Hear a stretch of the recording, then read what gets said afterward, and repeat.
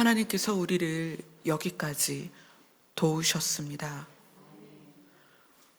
우리에게 하나님을 아는 은혜와 그 생명을 받는 은혜와 하나님의 나라를 소망하는 은혜를 주셨으니 그 은혜를 감사하며 오늘 아버지께 예배를 드립니다. 우리가 드리는 예배가 아버지께서 기뻐 받으시는 예배가 되었으면 좋겠습니다. 우리 각 사람 한 사람 한 사람이 이 시간에 깊이 아버지를 향할 수 있도록 도와주시옵소서. 예수님 이름으로 기도드리옵나이다. 아멘. 오늘 말씀 본문은 우리가 지금 시편 16편을 몇 주째 보고 있죠. 오늘도 시편 16편을 보도록 하겠습니다. 시편 16편 8절부터 11절까지 함께 읽도록 하겠습니다. 시편 16편 8절부터 11절입니다. 다 같이 읽겠습니다. 시작. 내가 여호와를 항상 내 앞에 모시며 그가 나를 오른쪽에 계심으로 내가 흔들리지 아니하리로다. 이러므로 나의 마음이 기쁘고 나의 영도 즐거워하니 내 육체가 이는 주께서 내 영혼을 수월에 버리지 아니하시며 주의 거룩한 자를 멸망시키지 않으실 것임이니이다. 주께서 생명의 길을 내게 보이시리니 주의 앞에는 충만한 기쁨이 있고 주의 오른쪽에는 영원한 즐거움이 있나이다. 아멘. 주께서는 우리에게 생명의 길을 보여주시기를 원하십니다. 그래서 우리가 이 생명에 대해서 올 한 해 정말 진지하게 그것을 함께 나누려고 합니다. 신이 신의 입장에서 우리에게 주고자 하는 생명이 있습니다. 신이 신의 입장에서 우리에게 주고자 하는 생명은 영생입니다. 그런데 사람이 사람의 입장에서 유지하고 싶은 생명은 육체의 생명입니다. 그거에 대해서 우리는 반박을 할 수가 없어요. 우리는 하나님과 생명을 바라보는 관점이 다릅니다. 신이 인간에게 주고 싶은 생명은 영생이에요. 근데 인간이 유지하고자 하는 생명은 육체에 있다는 거예요. 그래서 다루는 방식이 전혀 다릅니다. 그래서 인간은 생명을 유지하기 위해서 그 생명을 존중받기 위해서 각자의 육에 속한 노력들을 해요. 그래서 육에 속한 것을 추구하고 육에 속한 것을 좋아하고 육에 속한 것이 부족하면 자존심이 상하고 시기 질투도 하고 그런 많은 일들이 있어요. 근데 신은 우리에게 신의 생명을 주시기 위해서 첫 번째 개입하신 게 언제냐면 아담과 하와 때죠. 그래서 그때 하나님이 인간을 만들고 동물들도 흙으로 빚어서 만들었어요. 사람만 흙이 아니에요. 사람도 흙으로 빚고 동물도 흙으로 빚었는데 하나님은 사람에게 주신 게 뭐가 있냐면 신의 숨을 불어넣었다. 그게 영생의 기운이란 말이에요. 그래서 인간과 동물이 같이 흙으로 빚어져서 죽어서 땅속으로 들어갔을 때 똑같이 썩어서 흙으로 흡수가 돼요. 근데 인간은 신이 넣어준 신의 숨이 있어서, 그러니까 생명, 그 영생의 숨이 있어서 인간은 죽으면 육체는 흙으로 스며들지만 영혼은 죽지 않는다는 거예요. 목사님 봤습니까? 네, 봤습니다. 그래서 여기 서 있는 거예요. 목사님은 어떻게 믿어요? 저를 믿지 마세요. 성경이 그렇게 말하고 있어요. 그런데 이 신이 인간에게 생명을 주던 첫 번째 방식은 비자발적이고 비선택적이었다는 거예요. 누구 입장에서? 인간의 입장에서. 인간의 입장에서 아담과 하와는 비자발적이고 비선택적인 영생을 얻은 존재였어요. 그런데 그 영생을 얻은 존재들이 너무 쉽게 하나님이 그렇게 말씀하셨는데 너 선악과를 먹으면 죽는다 그렇게 말씀하셨는데도 불구하고 선악과를 먹고 하나님이 주신 영생을 잃어버리죠.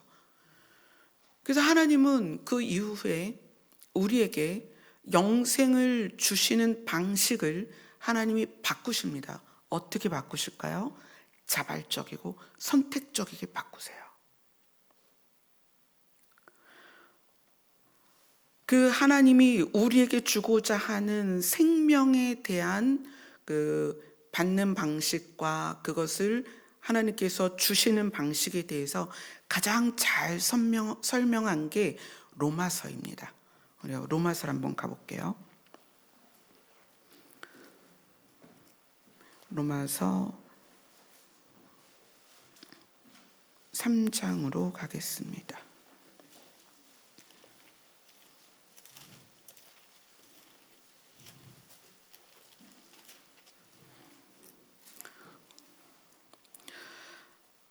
하나님의 생명을, 신의 생명을, 영원한 생명을 주는 방식.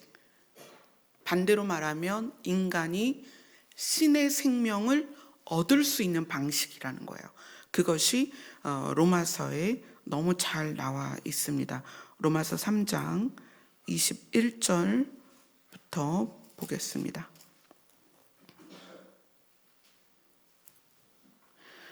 21절, 22절 같이 읽습니다. 시작. 이제는 율법 외에 하나님의 한 의가 나타났으니 율법과 선지자들에게 증거를 받은 것이라. 곧 예수 그리스도를 믿음으로 말미암아 모든 믿는 자에게 미치는 하나님의 의인이 차별이 없느니라. 자, 그럼 이제 우리가 전에 함께 나눴던 것으로 이걸 바꿔볼게요. 하나님의 의는 뭐다? 생명이다. 그럼 하나님의 의를 생명으로 바꿔서 읽어보세요. 그리고 이해가 되실 거예요. 21절, 22절 다시 읽습니다. 시작. 이제는 율법 외에 하나님의 생명이 나타났으니 율법과 선지자들에게 증거를 받은 것이라. 곧 예수 그리스도를 믿음으로 말미암아 모든 믿는 자에게 미치는 하나님의 생명이니 차별이 없느니라. 아멘. 자, 율법 외에, 율법 밖에서 하나님의 생명이 나타나서 그 하나님의 생명을 우리에게 주시는데 이것은 율법과 선지자들에게 이미 예언하셨고 그들의 입으로 증언된 것이다. 곧 예수 그리스도를 믿음으로 말미암아 모든 믿는 자에게 미치는 생명인데 누구의 생명이에요? 하나님의 생명이에요. 하나님의 생명인데 차별이 없다. 이 이야기는 누구든지 믿으며, 아멘. 믿는 사람의 조건이 상관이 없다. 누구든지 믿으면 차별이 없이 하나님의 생명, 신의 생명이 인간에게 들어온다는 거예요. 23절, 24절을 같이 읽습니다. 시작.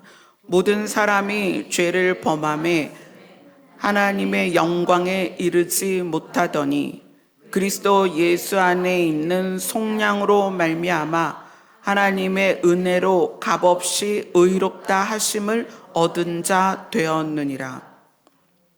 하나님의 생명을 받는 데 있어서 걸림돌이 뭐냐면 죄입니다. 우리가 죄인이고 제가 말씀드렸죠. 구원이, 속량이, 구속이, 건짐이 뭐냐? 얼은 깊은 바다에 빠져 있는 사람들, 자기 힘으로는 그 얼음을 뚫고 나올 수 없는 상태, 그게 우리의 원래 상태다. 구원은 선택이 아니라 우리는 다 구원을 받아야 됩니다. 왜요? 사망 아래 있기 때문에. 근데 하나님께서 하나님의 표심팔로 그 얼음을 깨트리고 우리를 건지신 것, 이것이 구원이다. 모든 사람이 죄를 범함에 하나님의 생명, 하나님의 신성에 이르지 못합니다. 그런데 예수 그리스도 안에 있는 속량, 죄의 값을 치르심, 그리고 얼음을 깨트리고 죽음의 바다 안에 갇혀있던 우리를 건지시는 것으로 말미암아 하나님의 은혜로 값없이 의롭다 하심을 얻은 자 되었다. 그래서 오를 의자가 뭐라고 말씀드렸어요? 금요일날 나아라는 한문 위에 뭐가 있어요? 양자가 있어요. 그래서 나는 죄인이에요. 나는 사망의 바다에 빠져있는 나는 죄인인데, 이 나라는 존재 위에 예수 그리스도가 어린 양으로 번제의 제물로, 속죄 제물로 드려져서 그분의 피가 나를 덮어서 주홍같이 붉은 우리의 죄가 흰눈같이 희어졌다는 거예요. 그래서 옳다, 오를 의자, 그 우리가 의롭게 되었다는 것은 내 힘이 아니라 나 대신 죽은 어린 양 때문이다. 그래서 나아, 한문으로 나아, 나는 하나님께 갈 수 없지만 내 위에 어린 양이 제물로 드려졌기 때문에 내가 하나님께 가는 거예요. 그것이 옳은 것입니다. 아멘. 그것이 옳은 거예요. 성경이 그렇게 말하고 있고, 그 한문을 누가 만들었는지는 모르지만 한문이 그것을 우리에게 알려주고 있다는 거예요. 그래서 오늘 성경이 그리스도 예수 안에 있는 구속, 속량, 건짐, 죄사함으로 말미암아 하나님의 은혜로 값없이 의롭다 하심을 얻은 자가 되었다. 자, 25절부터 26절을 같이 읽습니다. 시작. 이 예수를 하나님이 그의 피로 믿음으로 말미암은 화목제물로 세우셨으니 이는 하나님께서 길이 참으시는 중에 전에 지은 죄를 간과하심으로 자기의 의로우심을 나타내려 하심이니 곧 이때에 자기의 의로우심을 나타내사 자기도 의로우시며 또한 예수 믿는 자를 의롭다 하려 하심이니라. 네, 이것을 이제 다시 읽어보면 이 예수를 하나님이 그의 피로써 믿음으로 말미암는 화목제물로 세우셨으니, 이것은 예수님이 십자가에서 우리를 위해 피를 흘려주셨고 그 피를 믿으면 죄사함을 받는 거예요. 그래서 믿음으로 말미암는 화목제물, 이거는 예수님이 십자가에서 죽으실 때 온 인류를 위해서 죽으셨는데 그걸 믿으면 속죄가 되는 거예요. 예수님이 온 인류를 위해서 죽으신 건 맞는데 믿으면 그것이 나의 혜택이 되고 믿지 않으면 효력이 없다는 거예요. 그렇죠? 그래서 이 예수를 하나님이 그의 피로써 믿음으로 말미암는 화목제물로 세우셨으니, 왜냐하면 하나님께서 길이 참으시는 중에 우리의 죄가 계속 우리 안에 쌓여 있죠. 그 죄를 대수롭지 않게 하심으로 우리의 죄를 무시하시고 자기의 의로우심을 나타내려 하심이니 신의 생명을 우리에게 주고자 하십니다. 아멘. 우리의 죄를 간과하시고 대수롭지 않게 여기고 하나님의 생명을 주고 싶은데, 그렇게 하기 위해서 신이 십자가에서 죽었다는 거예요. 근데 그 신이 십자가에서 죽은 것을 믿으면 받아들이면 하나님의 생명이, 그래서 26절에 그렇게 하죠. 또 곧 이때에 하나님의 생명을 나타내사 하나님의 그 생명 되심이 예수를 믿는 자를 살아나게 하려 하십니다. 아멘. 그게 하나님의 뜻이에요. 하나님이 원하심이에요. 하나님의 소원은 우리를 살리는 것이다. 여러분 안에 그것이 받아들여지고 믿어지고 예수 그리스도를 믿으면 우리는 살아난 거예요. 자, 27절부터 28절까지 같이 읽겠습니다. 시작. 그런즉 자랑할 때가 어디냐? 있을 수가 없느니라. 무슨 법으로냐? 행위로냐? 아니라 오직 믿음의 법으로니라. 그러므로 사람이 의롭다 하심을 얻는 것은 율법의 행위에 있지 않고 믿음으로 되는 줄 우리가 인정하노라. 우리가 의롭게 되는 것은 믿음으로 되는 것입니다. 너무 쉬워요? 너무 가볍나요? 믿는 건 쉽지만 구원이 가볍진 않습니다. 왜냐하면 신이 우리를 위해 대신 죽었기 때문이에요. 우리 입장에선 쉬운데 신 입장에선 쉬운 게 아니라는 거예요. 자, 보세요. 신의 의는 생명이란 말이에요. 신의 의는 생명인데 그것을 부정하고 그것이 꺾이는 장면이 예수가 십자가에서 죽는 장면이라는 거예요. 그게 쉬웠을까요?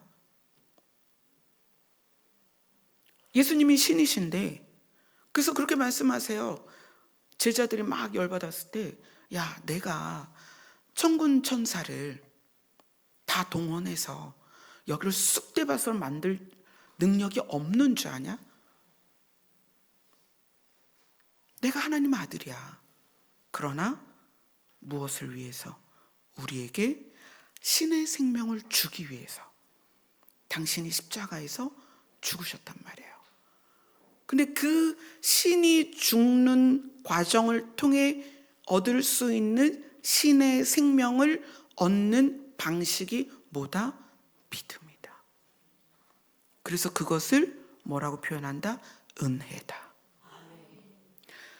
그래서 이 신약 성경 안에 27권이라는 신약 성경 안에 은혜라는 단어가 가장 많이 나오는 게 로마서예요.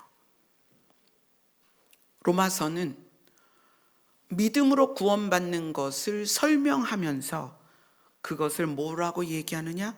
은혜다. 너희의 노력의 대가가 아니다. 은혜다. 여러분이 이거를 반드시 이해를 하셔야 됩니다. 은혜입니다. 여기에 계신 모두는 각자의 그 신앙생활의 편차가 있어요. 어떤 사람은 일을 하기 때문에 교회를 자주 못 올 수 있습니다. 어떤 사람은 아파서 그 교회 안에 성도로서의 어떤 역할들을 못할 수도 있어요. 근데 그것이 구원을 평가하는 기준이 되느냐? 아니에요. 어떤 사람은 성경을 매일 읽고 쓰고 외우고 그럴 수 있어요. 어떤 사람은 아무리 읽고 쓰고 외우려고 해도 잘 안 외워지는 사람이 있다는 거예요. 근데 그것이 구원을 견고히 하는 조건이 되느냐? 아니에요. 구원을 견고히 하는 조건은 딱 하나예요. 믿음뿐입니다. 이것이 여러분의 구원의 기준으로서 여러분 안에 기초로 세워지지 않으면 하나님의 오르심, 그 생명에 대한 이해가 기초로 세워지지 않으면 계속 흔들린다는 거예요. 그때 매미 얘기 말씀드렸잖아요. 매미가 알에서 애벌레가 나와서 땅속으로 들어가서 나무 뿌리에 즙을 빨아먹으며 때로는 7년, 때로는 15년, 때로는 14년 있다가 아직은 매미 모습은 아니지만 그 벌레 모습으로 또 나무에 올라가서 탈피 과정을 지나고 비로소 매미가 되는데, 언제부터 매미냐는 거예요. 언제부터? 알에서부터 매미다. 만약에 우리가 이게 매미야? 그래서 제가 말씀드렸죠. 사마귀나 까마귀는 물어보는 거예요. 너 누구냐? 대답을 못하는 거예요. 아직 매미가 아니니까. 그러나 아직 매미가 아니니까 그거 다 밟아 죽이고, 그 애벌레들이 땅속에서 나는 매미가 아니야, 그리고 목매 자살하고, 그러면 나중에 나무 위에서 매미가 될 애들이 몇 마리나 될까요? 여러분의 정체성이 무엇으로 시작하느냐를 아셔야 됩니다.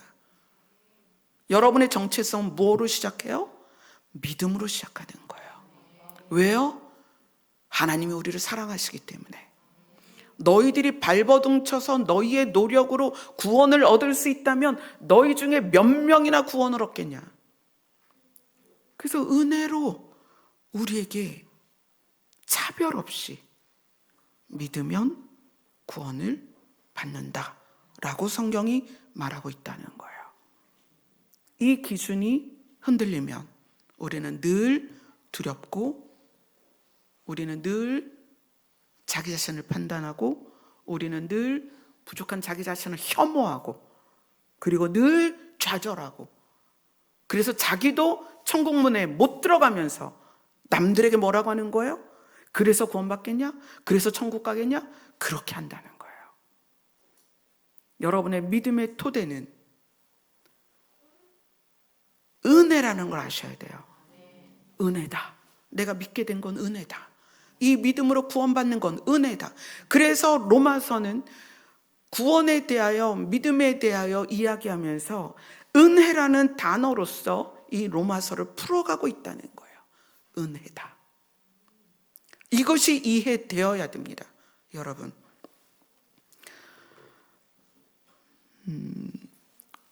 로마서 4장 4절부터 5절까지 같이 읽겠습니다. 로마서 4장 4절부터 5절입니다. 시작. 일하는 자에게는 그 삭시 은혜로 여겨지지 아니하고 보수로 여겨지거니와, 이를 아니할지라도 경건하지 아니한 자를 의롭다 하시는 이를 믿는 자에게는 그의 믿음을 의로 여기시나니. 여러분들이 이제 직장 생활을 하잖아요. 직장 생활하면서 급여를 받으면 사장님 앞에 가서 무릎 꿇고 저에게 이 급여를 주셔서 감사합니다, 그럴 분 계세요? 집에 가서 쉬어보고, 요즘은 이제 봉투로 안 나오죠. 제가 직장 다닐 땐 봉투, 노랑 봉투에 받아봤는데 늘 내가 더 일한 것 같은데 좀 모자라. 내가 하는 헌신에 비하면 5만 원짜리 한 10장은 더 있어야 될 것 같아. 그게 우리 심리 아니에요? 그게 성경이 말하는 거예요. 일하는 자에게는 그 삭시 은혜로 여겨지지 아니하고 내가 일한 대가라고 여겨진다는 거예요. 그래서 구원을, 하나님의 신의 생명을 우리가 일한 대가로 주시지 않겠다는 거예요. 무엇으로 주시겠다? 은혜로 주시겠다. 무엇에 의하여? 믿음으로. 이것을 이렇게 하시는 하나님의 마음을 여러분이 아셔야 됩니다. 자, 로마서 4장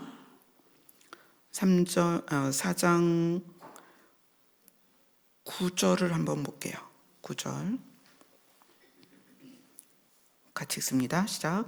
그런즉 이 복이 할례자에게냐 혹은 무할례자에게도냐? 무릇 우리가 말하기를 아브라함에게는 그 믿음이 의로 여겨졌다 하노라.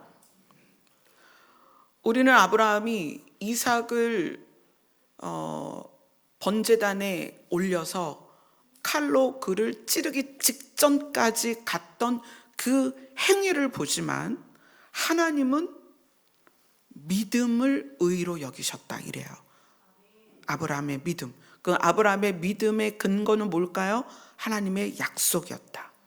너의 자손이 하늘의 별같이 바다의 모래같이 많아질 거라는 약속을 믿었기 때문에 아들을 바칠 수 있었다는 거예요. 우리는 하나님의 명령에 순종해서 아들을 죽이려 했던 그 사건의 포인트를 두지만, 그 행동의 포인트를 주지만, 하나님은 뭐의 포인트를 주냐면 아브라함이 하나님의 약속을 믿었다는 것에 포인트를 주는 거예요. 그래서 아브라함의 믿음이 의로 여겨져서, 그래서 그를 누구라고 한다? 믿음의 조상이라고 한다. 그렇죠? 그래서 로마서 4장 16절을 보겠습니다. 16절 같이 읽습니다. 시작. 그러므로 상속자가 되는 그것이 은혜에 속하기 위하여 믿음으로 되나니, 이는 그 약속을 그 모든 후손에게 굳게 하려 하심이라. 율법에 속한 자에게 뿐만 아니라 아브라함의 믿음에 속한 자에게도 그러하니, 아브라함은 우리 모든 사람의 조상이니라. 율법에 속한 이스라엘뿐만 아니라 이방인에게조차도 아브라함처럼 하나님의 약속을 믿으면 그것이 의로 여겨져서 하나님의 의가 되시는 생명을, 신의 생명이에요. 육의 생명이 아니라 신의 생명을 주시겠다는 거예요. 그리고 우리는 믿음으로 신의 생명을 받았습니다. 그래서 하나님의 신의 생명은 두 개의 날개가 있는데, 하나는 은혜고 하나는 믿음이에요. 하나님이 그 생명을 우리에게 주실 때에 하나님으로부터 그 생명이 날아와야 되잖아요. 아담과 하와는 하나님이 그 코에 생기를 불어 넣었어요. 그러면 하나님으로부터 불어 넣어지려면 그 생명이 우리에게 와야 되는데, 그 생명이 오는 방식은, 하나님으로부터 출발하는 방식은 은혜고, 그것을 받아들이는 우리 입장에서의 방식은 믿음이라는 거예요. 이게 여러분에게 견고히 세워져야 됩니다. 그래야 육에 속한 것에 근거를 가지고 믿음을 측량하지 않습니다. 교회 내에서 이것을 말해주지 않으니까 늘 육에 속한 것으로 믿음을 측량을 하고, 육에 속한 것으로 나를 측량해서 늘 좌절하고 자기 자신을 혐오하고 상대를 혐오하는 거예요. 믿는 자가 어떻게 저럴 수가 있어? 물론 믿는 자가 그렇게 살면 안 돼요. 내가 믿는 자가 구원받았으니 아무렇게나 살아라, 그걸 말하는 게 아니에요. 그러나 하나님께로부터 받는 신의 생명이 오는 통로는 여러분 정확히 하셔야 됩니다. 하나님은 그것을 우리에게 은혜로 주시는 거고, 우리가 그것을 받는 방식은 믿음이라는 거예요. 그 다음에 신의 생명이 들어왔고, 오늘 여기에서 로마서 4장은 상속자다 이렇게 표현해요. 무엇을 상속받는 거예요?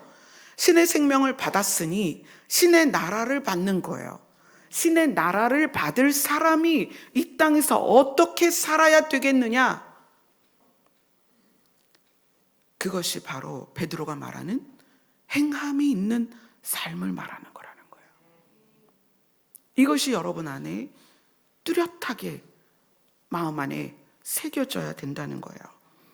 자, 로마서 5장으로 갑니다. 로마서 5장 17절부터 19절까지 같이 읽겠습니다. 시작. 한 사람의 범죄로 말미암아 사망이 그 한 사람을 통하여 왕노릇하였은즉, 더욱 은혜와 의의 선물을 넘치게 받은 자들은 한 분 예수 그리스도를 통하여 생명 안에서 왕노릇하리로다. 그런즉 한 범죄로 많은 사람이 정죄에 이른 것과 같이 한 의로운 행위로 말미암아 많은 사람이 의롭다 하심을 받아 생명에 이르렀느니라. 한 사람이 순종하지 아니함으로 많은 사람이 죄인 된 것 같이 한 사람이 순종하심으로 많은 사람이 의인이 되리라. 자, 이 17절이 무엇을 이야기하냐면 아담으로 말미암아 사망이 아담을 통하여서 사람들을 주관하게 되었다. 다시요. 아담으로 말미암아, 한 사람은 아담을 말하는 거예요. 아담의 범죄로 말미암아 사망이, 그러니까 아담으로 말미암아 사망이 사람들의 왕노릇을 하고 있다. 그렇죠? 우리 모든 사람은 사망이 왕노릇한다. 이 사망이 왕노릇한다는 것은 사망이 주관하고 있다는 거예요. 우리는 사망이 주관하는 자들입니다. 그런데 은혜와 의의 선물을 우리가 받았습니다. 그게 누구냐면 예수 그리스도죠. 한 분 예수 그리스도를 통하여 생명이 우리를 주관하리로다. 아멘. 예수 그리스도로 말미암아 그분이 우리에게 오시는 방식이 은혜다. 우리가 그분을 받아들이는 것을 믿음이다라고 얘기해요. 그분이 우리 안에 받아들여졌을 때 그때부터는 생명이 우리를 주관한다. 사망이 주관하던 자들이 생명이 주관하는 사람으로 바뀌었다는 거예요. 그렇기 때문에 우리가 삶이 바뀌어야 되는 거예요. 주관자가 달라졌어요. 사망이 주관했던 우리를 이제 생명이 주관한단 말이에요. 그래서 우리가 구원을 받았고 은혜로 말미암아 구원을 받았고 이제는 생명이 주관하기 때문에 생명의 특징이 우리 안에 나타나야 된다.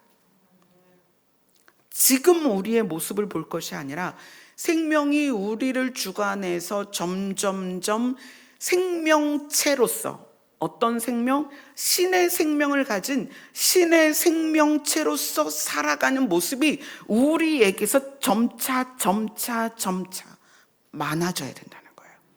우리가 그것을 인식하고 내가 신의 생명이 주관하는 신의 생명체로서 살아가고 있는가에 대한 인식을 해야 된다는 거예요. 아멘. 자, 근데 우리가 신의 생명, 그 신의 생명이 우리에게 오는 건 은혜이고 내가 그것을 받는 것은 믿음입니다. 은혜와 믿음이라는 것에 의해서 신의 생명이 우리 안에 들어왔어요.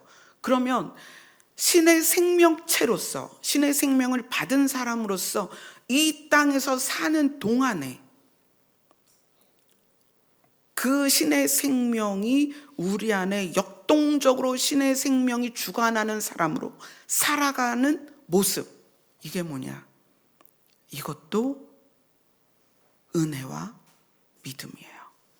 뭐냐면 하나님의 입장에서의 은혜는 일한 대가로서의 보수가 아니라 일하지 않았는데 받는 그것을 은혜라고 표현한다면 우리의 신의 생명체로서 내가 살아가는 신의 생명이 주관하는 사람으로서의 내 입장에서의 은혜는 뭐냐?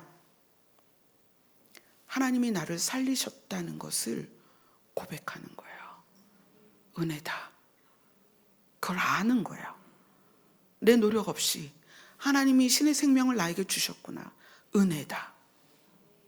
그래서 우리가 모태에서 지음받아 태어나서 관짝에 들어가는 그 모든 기간 동안에 신의 생명과 육의 생명을 같이 우리가 살아내는 거거든요. 육의 생명도 우리는 살아내야 됩니다. 신의 생명을 살아내야 돼요. 이것을 살아내면서 이것에 대한 은혜를 깨닫는 거예요. 그 은혜를 깨닫지 못하면 우리는 평생 불평불만만 하고 살아요. 그럼 무슨 얘기냐면 신의 생명이 나를 주관하도록 하지 않고 있다는 거예요. 신의 생명이 나를 주관하면 나에게서 어떤 특징이 나오느냐? 감사합니다. 은혜입니다. 제가 오늘도 상속자로 살아가고 있습니다. 내 모습에 혐오를 느끼는 것이 아니라 내가 이렇지만 은혜를 받아서 신의 생명을 소유했으니 감사합니다. 오늘도 나에게 양식을 주시고, 오늘도 나에게 벗을 주시고, 오늘도 나에게 할 일을 주시고, 오늘도 나에게 하나님을 향하여 눈을 돌릴 수 있는 마음을 허락하셨으니 감사합니다. 신의 생명이 우리 안에서 누려질 때 나타나는 증상이 뭐냐면 은혜를 아는 거예요. 우리는 이 땅에서 코가 뚫려 숨이 쉬어지는 순간부터 관에 들어가기까지 1초도 하나님이 공급하신 것이 없이는 살 수가 없습니다. 1초도. 우리가 누리는 모든 거 다 하나님 거예요. 하나님의 생명, 신의 생명만 하나님께 아니고요. 여러분이 디디고 있는 땅바닥부터, 여러분이 코로 들이마시는 공기부터, 여러분이 이고지고 살고 있는 저 하늘까지 사람의 것은 하나도 없습니다. 다 신의 것을 누리고 있다는 거예요. 그것에 대한 은혜가 여러분 안에 느껴져야 감사하다고 말할 수 있다는 거예요. 그럼 내 안에 감사가 없다, 불평, 불만, 이거는 왜 이러고 저러고 불평하고 있다? 신의 생명을 내가 누리고 있는 것에 대한 은혜를 모르는 거예요. 은혜를 받아서 구원을 받았는데 하나님의 은혜를 모르는 거예요. 은혜를 모르는 거를 뭐라고 말해요? 네 글자로 배은망덕이죠. 우리가 은혜를 모르고 있어요. 하나님이 주신 그 신의 생명에 대한 개념도 안 가지고 있고, 육으로 사는 것도 사실 하나님의 은혜입니다. 하나님은요, 상한 갈대도 꺾지 아니하시고 꺼져가는 불도 끄지 아니하시고 살리시는 분이라는 거예요. 은혜잖아요, 은혜. 여러분 각자가 소유한, 그것이 물질적이든 육체적이든 공간적이든 관계적이든 모든 소유는 다 아버지께로서 왔습니다. 뭐 땅 파면 돈 나오냐 그러는데 돈 나오죠. 금이 어디서 나왔어요? 땅 파서 나왔죠. 은이 어디서 나왔어요? 땅 파서 나왔어요. 석유가 어디서 나왔나요? 땅 파서 나왔어요. 석탄이 어디서 나왔어요? 땅 파서 나왔다는 거예요. 하나님은 땅 속에조차도 우리를 위해서 모든 필요를 채우시기 위해서 아주 섬세하게 치밀하게 우리를 위해서 우주 만물을 조성하셨다는 거예요. 육체를 위해서도 그러한데 영을 위하여는 얼마나 더 견고하게 준비를 하셨겠냐는 거예요. 절대 잃어버릴 수 없는, 절대 소멸되지 않는, 절대 빛이 발하지 않는 하나님의 생명을 신이 직접 가지고 와서 우리에게 주셨다는 거예요. 은혜입니다. 그걸 알아야 감사가 나오는 거예요. 그러니까 우리가 이 땅을 살면서 감사가 내 입에 없고 불평, 불만이 있다. 그러면 우리는 배은망덕한 거예요. 우리는 돌이켜 주께 나아가서 그분으로부터 받은 것들에 대한 수를 헤아려 보세요. 여러분이 헤아릴 수 없게 될 거예요. 얼마나 큰 은혜로 우리가 살았는지. 그 하나님의 생명을 우리가 받아서 우리가 이 땅에서 살아가면서 하나님의 생명이 내 안에서 역동적으로 나를 주관하려면 뭐가 있어야 되느냐? 믿음이 있어야 돼요. 근데 이 믿음은 구원을 받는 믿음하고는 좀 다릅니다. 어떤 믿음이냐면 관계 안에서의 믿음이에요. 자, 이거를 고린도 후서에서 한번 볼게요. 우리 로마서 다음이 고린도 전서입니다. 로마서 다음에 고린도 후서 7장 16절입니다.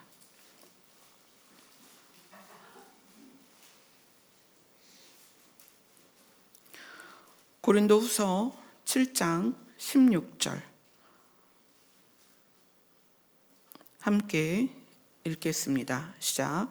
내가 범사에 너희를 신뢰하게 된 것을 기뻐하노라. 아주 간결하고 다이나믹한 뭔가는 없는 것 같은데 이 바울의 고백이 뭐냐면 이 로마서에서 말한 하나님으로부터 은혜로 출발된 하나님의 생명을 믿음으로 받아들인 바울이 사람들에게 이야기하는 거예요. 그 생명체가 신의 생명이 나를 주관함으로 말미암아 내가 모든 일에 너희를 신뢰하게 되었다. 자, 그래서 이게 기쁘다는 거예요. 보세요.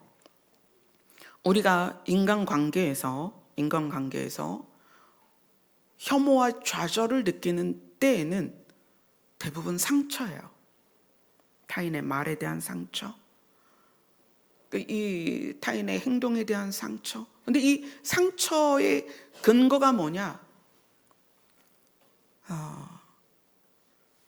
사람과 사람 사이에서의 신뢰가 없어요. 이 신뢰가 없다는 것을 심리학적으로는 결핍이다 이렇게 얘기를 해요. 결핍. 그러니까 그런 거죠. 어떤 사람이 나한테 무슨 얘기를 했는데 저 사람이 왜 저렇게 얘기하지? 어떤 사람이 지나가다 나를 쳐다봤는데 저 사람이 왜 나를 저렇게 쳐다보지? 어떤 사람이 어떤 일을 하고 있는데 어떤 행동을 하는데 어떤 말을 하는데 저 사람이 저렇게 하는 의도가 뭐야? 여러분 우리 너무 쉽게 그렇게 생각하지 않아요? 의도가 뭐야? 그래서 붙이는 말이 왜예요? 아내들이 남편에게 당신 왜 그랬어?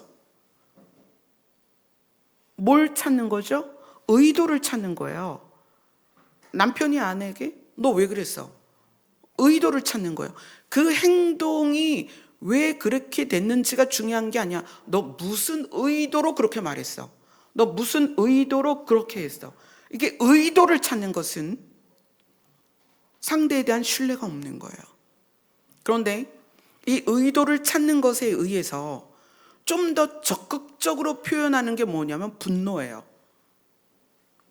화를 내고 짜증내고 소리 지르고 때리고 물건 집어던지는 이 폭력성이 어디에서 오느냐?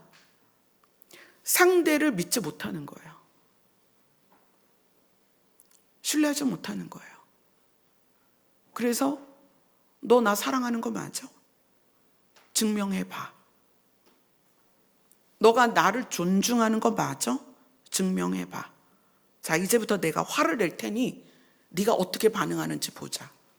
이게 뭐죠? 애초에 내 안에 사람에 대한 신뢰가 없는 거예요. 자, 바울은 내가 범사에 모든 삶 가운데에 너희를 신뢰하게 된 것을 기뻐하노라. 이 한 문장이 주는 의미가 우리 안에 사람을 신뢰할 수 없어서 사라진 기쁨에 대해서 이야기를 하는 거예요.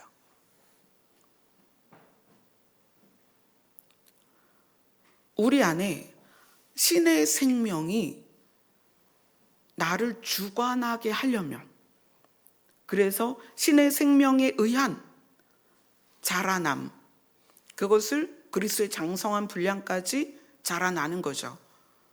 그렇게 하기 위해선 이 믿음이라는 것이 하나님을 믿는 믿음에서 출발해서 그게 어디까지 가야 되냐면 인간의 관계까지 가야 된다는 거예요. 근데 우리는 이것에 대해서 이렇게 얘기하죠. 저는 부모에게 사랑을 못 받았어요. 저는 남편에게 사랑을 못 받았어요. 저는 아내에게 존중받지 못했어요. 맞습니다.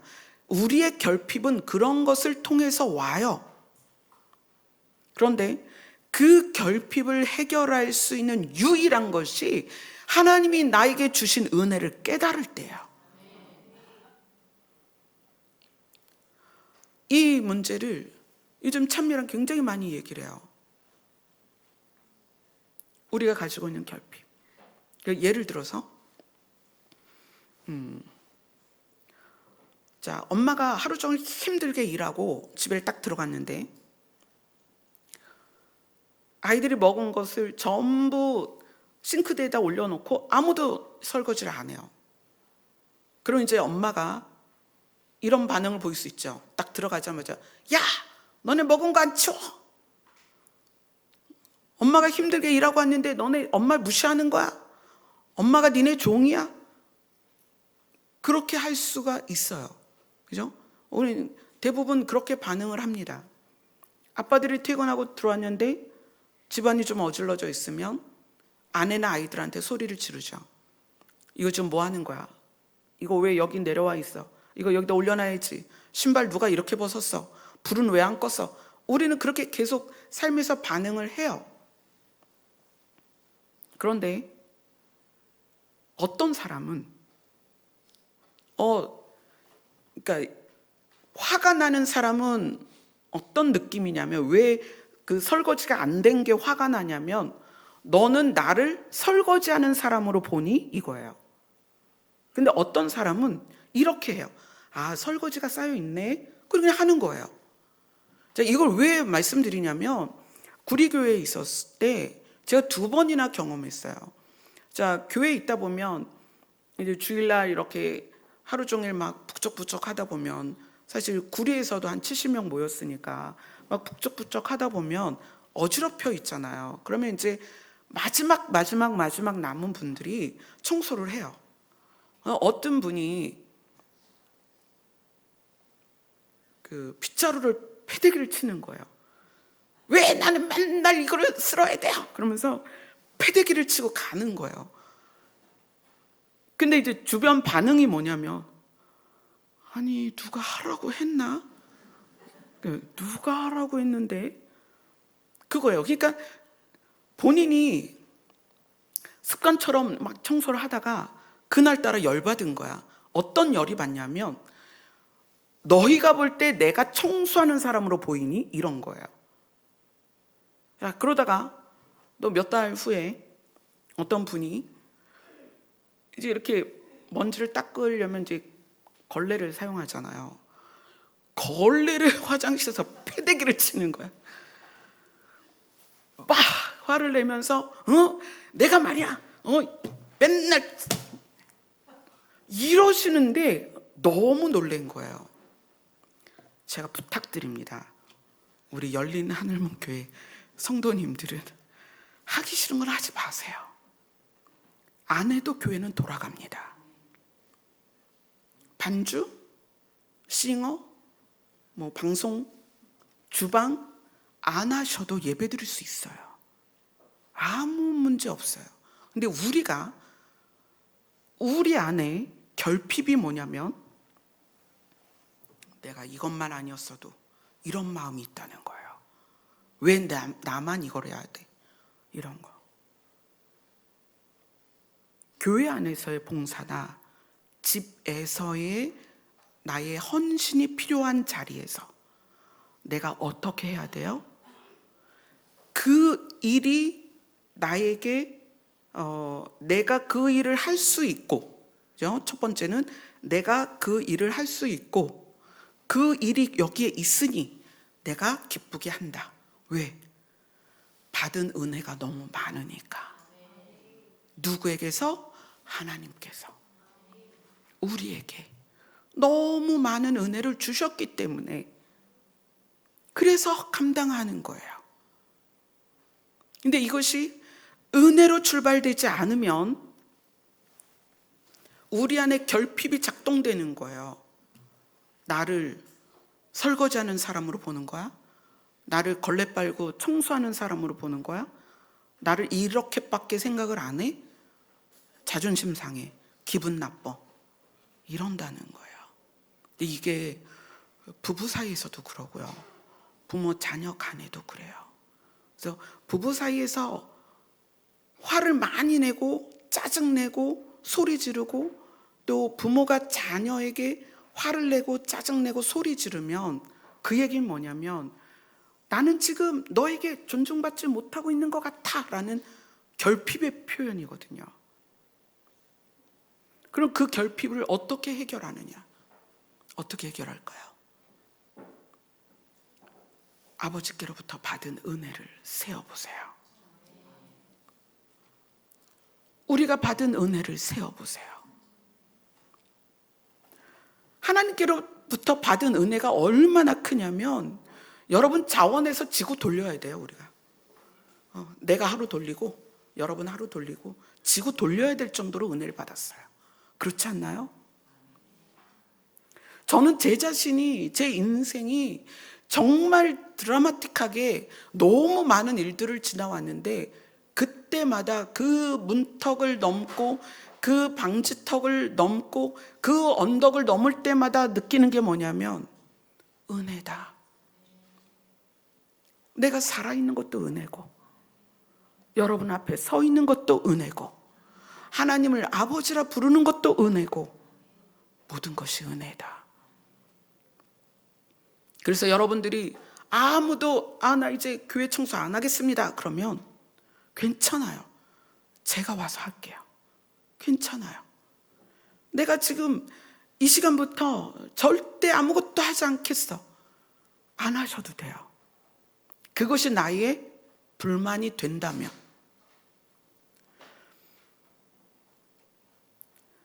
우리가 받은 하나님의 생명, 그것이 나를 주관하게 하려면, 그것을 누리려면, 그 생명을 누리려면, 그러려면 우리가 받은 은혜를 알아야 됩니다. 그거부터 알아야 돼요. 그리고 믿음, 하나님을 향한 믿음이 어디까지 가야 되느냐? 사람의 관계까지, 그 관계가 믿음이 확장돼야 됩니다. 그래서 특히 저는 이제 부모님들께 부탁을 하고 싶어요. 아이들을 키우는 분들이 계시니까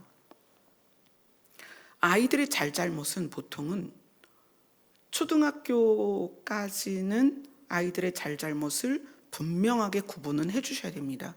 뭐 이런 말도 있잖아요. 3살 버릇이 8까지 간다. 그러니까 어릴 때일수록 잘잘못을 전부 부모님이 훈계를 하셔야 됩니다. 그런데 요즘은 이제 또 사춘기가 좀 빨리 오죠. 10대 12살, 13살 정도 되면 그때부터는 부모가 아이를 믿어줘야 돼요. 부모가 아이를 못 믿을 때 하는 말이죠. 너 왜 그래? 너 왜 이렇게 했고 왜 이렇게 했고 왜 이렇게 했고, 의도를 계속 파헤치죠. 그럼 아이들은 거기에서 뭘 느끼냐면 부모가 나를 믿지 못하고 부모가 나를 존중하지 못하고, 그러면 거기에서 아이들이 불안을 느껴요. 불안을 느끼고 분노하고. 왜 분노할까요? 부모가 나를 안 믿어. 엄마만큼은, 아빠만큼은 나를 믿어줬으면 좋겠는데 나를 안 믿어. 근데 그것이 부모가 우리는 그런 적이 없어요. 근데 아이들이 부모가 나를 믿지 않는다고 느끼는 포인트가 언제냐면 소리치고 화낼 때예요. 부모가 짜증내고 소리치고 화를 내면 자녀들은 그 분노의 원인이 자기라고 생각하기 때문에 부모의 그 분노 앞에서 아이들은 계속 작아지는 거예요. 그래서 사랑은 오래 참는 거다. 견디는 거다. 기다려주는 거예요.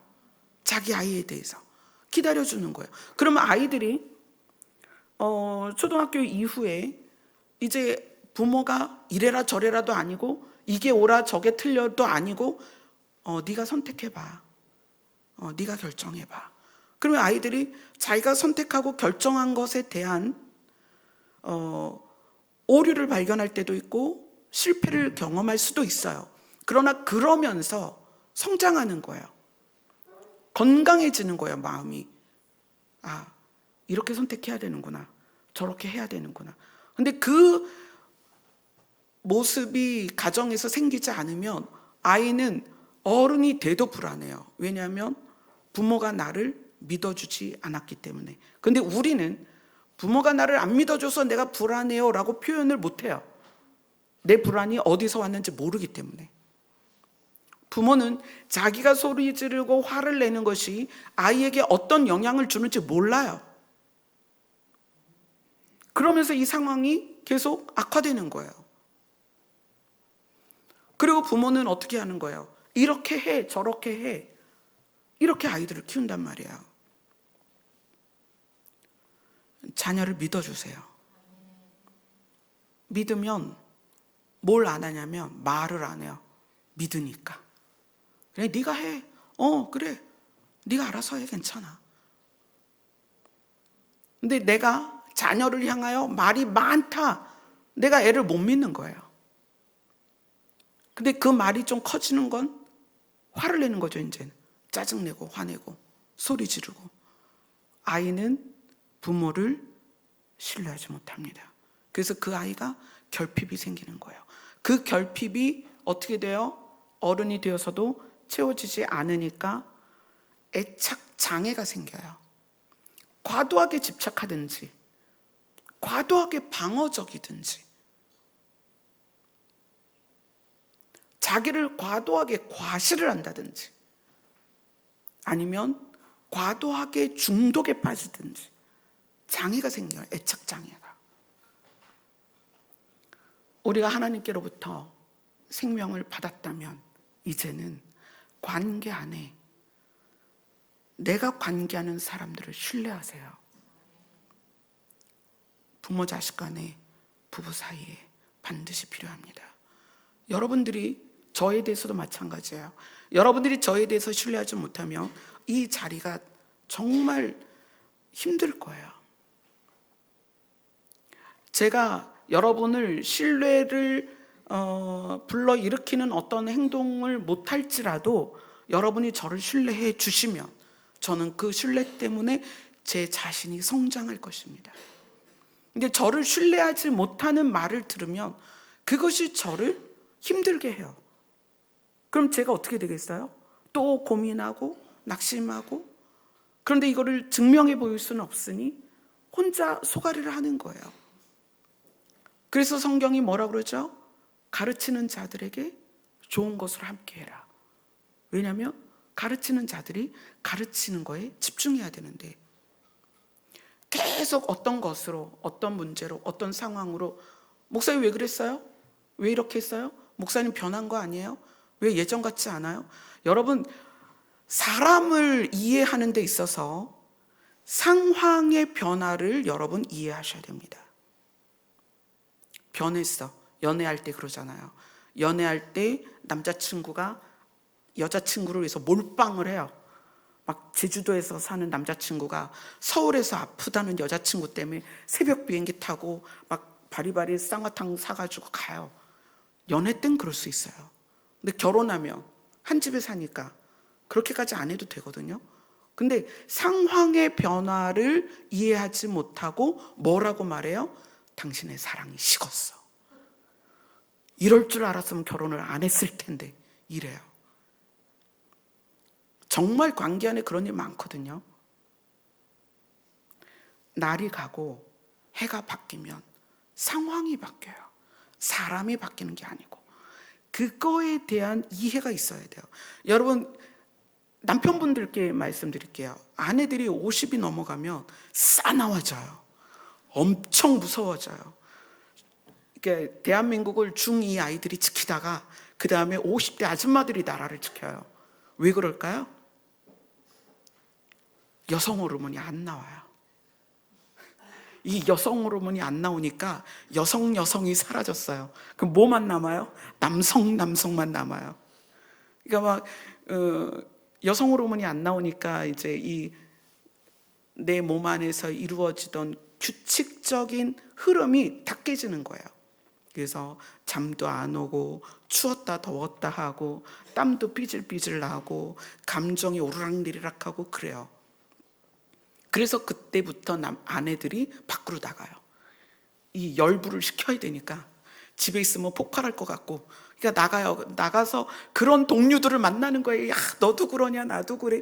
내가 어젯밤에 1시간도 못 잤어. 내가 어제는 한 3번은 얼굴에 불이 났어. 막 이래가면서 의지를 하는 거예요. 근데 남자분들은 그때 되면 어떻게 돼요? 남성 호르몬이 안 나와요. 그럼 어떻게 돼요?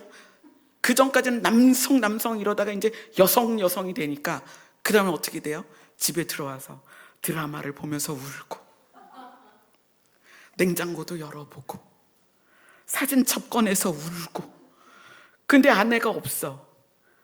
그러면 이제 얘기하는 거예요. 나를 공감해 주지 않아. 이래가면서 또 우는 거예요.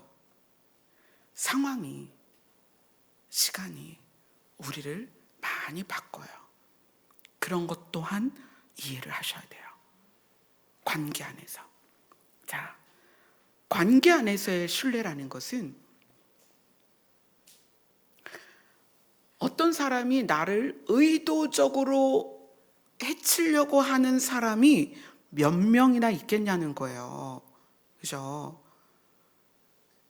근데 우리는 상대에게 의도를 자꾸 파헤친단 말이에요. 의심하고, 미워하고, 시기하고, 질투하고. 의도적으로 사람을 해치는 건 묻지마 폭행 아니면 강도들이거든요. 아니, 없잖아요, 주변에. 관계 안에서 신뢰하세요. 제가 여러분 팔아먹겠습니까? 잡아먹겠습니까? 안 그래요.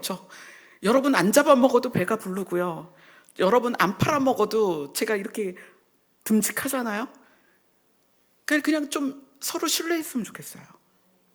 관계 안에서. 그리고 어떻게 해요? 은혜다. 우리가 서로 만난 것도 은혜다.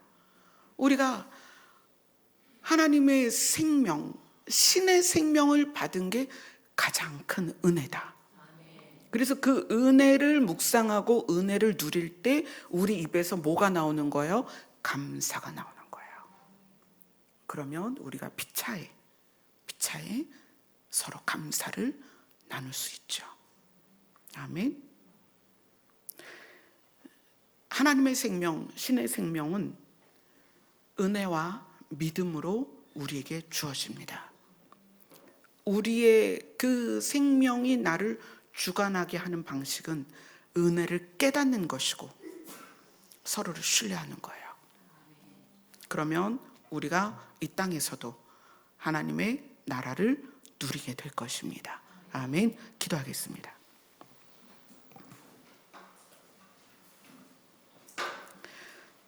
하나님 입장에서는 신의 생명이 우리에게 유지되기를 원하십니다. 그런데 우리 입장에서는 늘 육체의 생명을 유지하는데 관심이 가득합니다.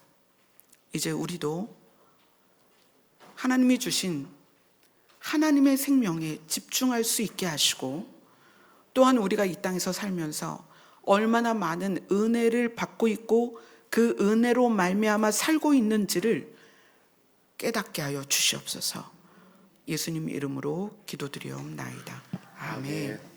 십자가에서 우리에게 생명을 주시기 위해 흘려주신 예수님의 사랑을 기억하며 찬송하겠습니다.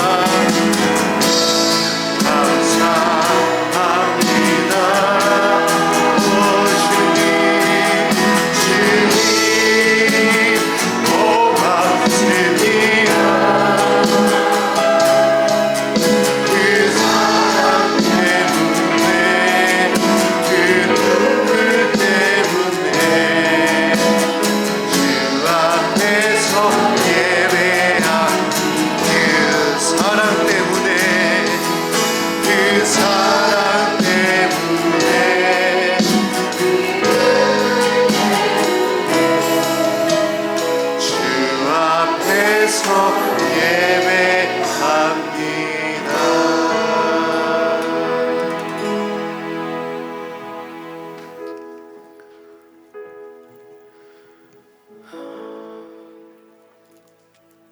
제가 여러분한테 뭘 가르치고 뭘 알려드리겠어요? 저는 여러분이 하나님이 여러분에게 베푸신 것을, 하나님이 부어주신 은혜를 깨닫는 게 중요하다고 생각합니다.